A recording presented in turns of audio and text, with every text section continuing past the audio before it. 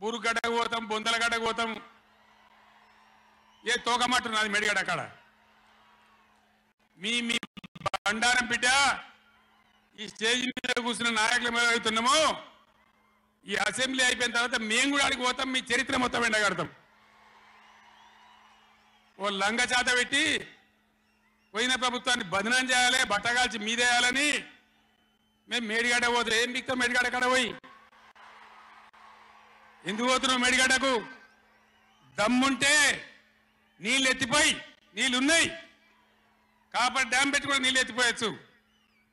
రైతుల ఈ కేసీఆర్ని బదనాం చేయాలని ఒక దుష్టబుద్ధి పెట్టుకొని రైతుల పొలాలను కొడతారా? ఇలా బంధు పెట్టిన మైబాద్కు నీళ్ళు వస్తలేవు, డోర్నగర్కు నీళ్ళు వస్తలేవు, సూర్యాపేటకు తుంగతోటికి మునిపొచ్చిన నీళ్ళు వస్తలేవు, తగ్గిపోతున్నాయి. ఇదా మీ రాజకీయం? మీ చిల్లర రాజకీయం. మేడిగడ్డ కాడైనా ఉంటే అందులో 250 పిల్లలు ఉంటాయి, 250, 300 ఉంటాయి. కాళేశ్వరం ప్రాజెక్ట్ అంటే ఒక ఆటబొమ్మ కాదు. 3 బ్యారేజీలు ఉంటాయి గోదావరి మీద, 200 కిలోమీటర్ల టన్నెల్స్ ఉంటాయి, 1500 కిలోమీటర్ల కాలువ ఉంటుంది, ఒక 19 సబ్స్టేషన్లు ఉంటాయి, ఒక 20 రిజర్వాయర్లు ఉంటాయి. ఇదంతా కాళేశ్వరం ప్రాజెక్ట్ కాదట. ఒక 2-3 పిల్లర్లు కుంగిపోయినాయి.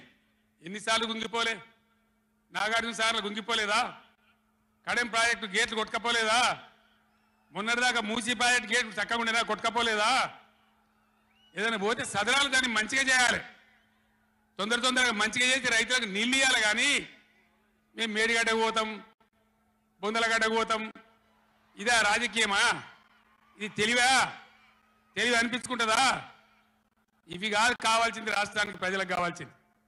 ఒక లోడొచ్చు, ఒకరు గెలవచ్చు, ఎవరికి శాశ్వతం కాదు. మళ్ళా డబల్ స్పీడ్తో మేము అధికారంలోకి వస్తాం.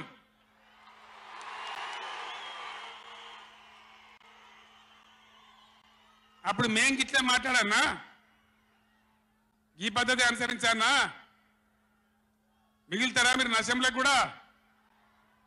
ఈ అహంకారంతో, దుర్మార్గమైన విధానంతో నదుల నీళ్ళ మీద నీకు అవగాహన లేదు. నన్ను అడగనట్టు నేను చెప్పు కదా, అడిగే సంస్కారం ఉంటుందా? తెలివి ఉంటుందా?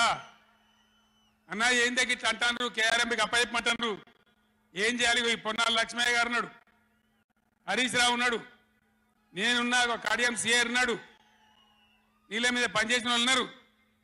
ఎవరిని అడిగినా చెప్పుతుంటాం కదా. మీకు తెలివి లేకపోతే